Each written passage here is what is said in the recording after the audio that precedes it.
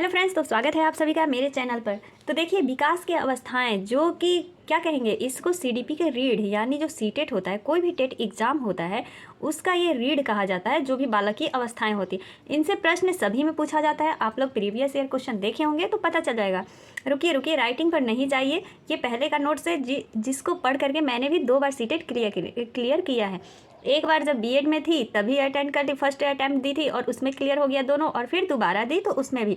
तो ये मेरा पहले का नोट्स है, लिखने का टाइम नहीं मिला कि इसको क्लियर लिख सके। तो चलिए इसी से आज पढ़ लेते हैं। आप लोग मेरी बातों को सुनिएगा। अगर आप लोग नए हैं, इस प्रकार के नोट्स चाहते हैं, शॉर्ट्स नोट्स में फालतू नहीं, सिर्फ वहीं पढ़े जो बेस्ट हो, जिनसे कि हमारा एग्जाम क्लियर हो सके। तो इस प्रकार के नोट्स के लिए मेरे चैनल को सब्सक्राइब कर लीजिएगा। आगे बढ़ते हैं। देखिए, जो विकास की अवस्था है यानी बालक के विकास की अवस्था है, उसको कितने भागों में बांटा गया है? तो उसको 4 भागों में। लेकिन विकास को मुख्य रूप से तो 4 भागों में बांटा गया है: शैशवावस्था, बाल्यावस्था, किशोरावस्था तथा परिपक्व अवस्था। लेकिन मनोवैज्ञानिकों की अगर दृष्टि से देखा जाए तो विकास की अवस्था जो है वो 10 भागों में बटी हुई है। ठीक है, मनोवैज्ञानिकों की दृष्टि से विकास की अवस्था 10 भागों में बांटी गई है। गर्भावस्था से लेकर के, एक मिनट पेन चेंज कर लेते हैं। देखिए, गर्भावस्था से लेकर के प्रौढ़ावस्था तक। कहाँ तक? गर्भावस्था से लेकर के प्रौढ़ावस्था तक, यानी पूरे जीवन तक। जब तक हम जीवित हैं तब तक हमारा क्या है? विकास होते रहता है। बोलते हैं ना, माँ के गर्भ से लेकर के कब्र तक विकास होता है। तो ये अगर क्वेश्चन पूछ ले कि मनोवैज्ञानिकों की दृष्टि से जो हम बालक का विकास है उसको कितने भागों में बांटा गया है, तो 10 भागों में बांटा गया है। इन्हीं 10 भागों को आज हम लोग इस वीडियो में समझेंगे। ठीक है, अब देखिए वो 10 भाग कौन कौन से हैं। तो पहला जो आ जाता है वो होता है पूर्व प्रसूत काल। देखिए, मैं हर वीडियो में एडवाइस देती हूँ कि आप लोग अपनी लैंग्वेज में एक शॉर्ट्स नोट्स जरूर बनाएं। किसी की भी आप वीडियो देखें, उनसे आप शॉर्ट्स नोट्स बनाएं जो इंपॉर्टेंट टॉपिक हो। देखिए, पहला है पूर्व प्रसूत काल यानी प्रीनेटल पीरियड। इसको क्या कहते हैं? प्रीनेटल पीरियड कहते हैं। ये कब से कब तक होता है? तो ये जब गर्भ धारण महिलाएं करती हैं उस समय से होकर के जन्म तक, जब बच्चे का जन्म होता है तब तक को कहते हैं पूर्व प्रसूत काल। ठीक है, ये समझ में आ गया। दूसरा देखिए, दूसरा है इन्फेंसी पीरियड यानी शैशव अवस्था। अब ये अवस्था कब से? तो ये अवस्था जब बच्चा जन्म लिया उस समय से ले करके 10 से 14 दिन तक, या 12 से 14 दिन तक। जैसे बिहार में जिसको बोलते हैं बरहिया लगता है बच्चे का, तो उस प्रकार से होता है। तो मतलब उतने दिन तक क्या माना जाता है? बच्चे का शैशव अवस्था यानी इन्फेंसी पीरियड माना जाता है। ये कौन सा था? ये दूसरा हो गया, जो 10 भागों में बांटा गया है मनोवैज्ञानिकों द्वारा। ये सारे पॉइंट है। ठीक, अब तीसरा पॉइंट क्या है?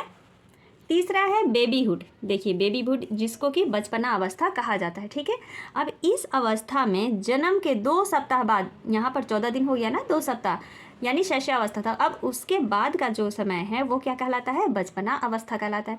अब यह कब से कब तक चलता है? तो 2 सप्ताह से ले करके, देखिए 2 सप्ताह से शुरू होता है और 2 साल तक चलता है, जिसको कि बेबीहुड कहते हैं यानी बचपना अवस्था कहते हैं। बस इतना ही याद रखना है। सीटेट, कोई भी टेट अगर आप शिक्षा से संबंधित परीक्षाएं दे रहे हैं तो बस यही छोटे छोटे पॉइंट्स जो है इनको आप लोगों को ध्यान में रखना है। पूरा लेंदी नहीं पढ़ना है, इसके ऊपर हम लोग को लेक्चर नहीं तैयार करना है, एग्ज़ाम क्रैक करना है। आगे बढ़ते हैं।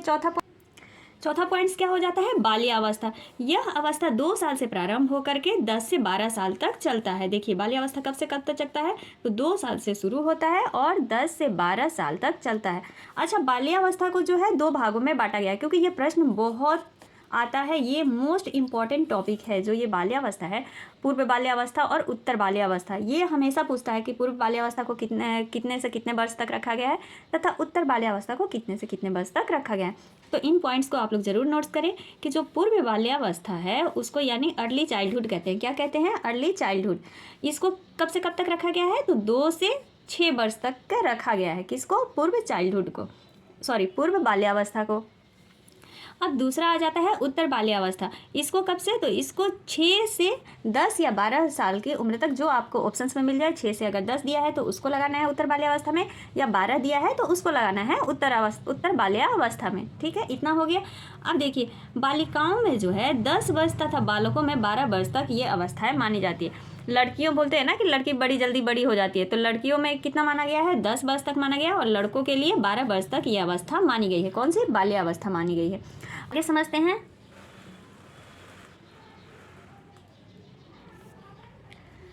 पांचवा जो विकास की अवस्था है वो क्या है? पॉवर्टी। पबर्टी को क्या कहते हैं? पबर्टी या प्री एडोलसेंस यानी तरुणावस्था या प्रारंभिक किशोरा अवस्था, यानी बच्चा का जो है यहाँ से किशोरावस्था चालू हो जाता है। कितने वर्ष से? तो लड़कियों में यह अवस्था 11 से 13 वर्ष तक तथा लड़कों में यह जो अवस्था है वो 12 से 14 वर्ष की होती है। देखिए यहाँ पर मैं दोनों को अलग कर करके बता रही हूँ कि जो लड़कियों में यह अवस्था यानी तरुणा अवस्था या प्रारंभिक जो शुरुआती किशोरावस्था है उसको 11 से 13 वर्ष तक माना जाता है, और लड़कों में 12 से 14 वर्ष तक किशोरावस्था माना गया है, तरुणा अवस्था। ठीक है, ये सारे पॉइंट आप लोग नोट्स करें, याद करें। तरुणावस्था लड़कों में 12 से 14 वर्ष और लड़कियों में 11 से 13 वर्ष तक माना गया है। इस अवस्था में जो है बालिका का शरीर एक वयस्क का रूप ले लेता है तथा लड़कों में भी अलग अलग बदलाव आने लगते हैं। अगर आपके घर में बालक या बालिका जो बड़ी हो रही हैं उनको देखते हो तो उनका भी शारीरिक मतलब बदलाव होने लगता है। लड़कों में का भी आवाज़ जो है भारी होने लगता है, उनकी हल्की हल्की दाढ़ी मूछें आने लगती है। तो इस प्रकार के इस अवस्था से बदलाव चालू हो जाते हैं बच्चों के शरीर में। अगला है प्रारंभिक किशोरावस्था, मतलब किशोरावस्था को भी 3 भागों में बांट दिया गया है। तरुणावस्था हो गया, प्रारंभिक किशोरावस्था हो गया तथा एक है उत्तर प्रवर्ती किशोरावस्था। अब ये छठा पॉइंट देख लेते हैं जो मनोवैज्ञानिकों ने दिया है। छठा है प्रारंभिक किशोरावस्था यानी अर्ली एडोलसेंस। अब यह अवस्था जो है 13-14 साल से लेकर के 17 साल की होती है, 17 साल तक होता है। 13-14 साल से लेकर के कितने साल तक? 17 साल तक होता है इस अवस्था का विकास। और इस अवस्था में जो है बालक के शारीरिक विकास, मानसिक विकास अधिक रूप से होता है, मतलब अधिकतम होता है। उनमें विवेक का उचित अनुचित निर्णय नहीं कर पाते हैं। जो बच्चे होते हैं इस समय बड़े हो रहे होते हैं तो उनके अंदर जो है निर्णय लेने की क्षमता कम होती है। उनको लगता है कि जो हम कह रहे हैं वही सही है, मतलब सही गलत का वो निर्णय नहीं ले पाते हैं। इस उम्र में बच्चों को कोई भी बगला करके कहीं भी ले जा सकता है। जैसे किसी को जॉब के लिए कहेगा कि हाँ यहाँ चलो, हम तुमको यहाँ जॉब दिला दें, तो यहाँ पर यही कहा गया है कि उचित निर्णय नहीं कर पाते हैं। जो प्रारंभिक अर्ली चाइल्डहुड में जो बच्चे, अर्ली एडोलसेंस के जो बच्चे रहते हैं वो अच्छे से निर्णय नहीं ले पाते हैं। आगे बढ़ते हैं। 7वां जो पॉइंट है उससे कहा गया है लेटर एडोलसेंस यानी उत्तर प्रवर्ती किशोरा अवस्था।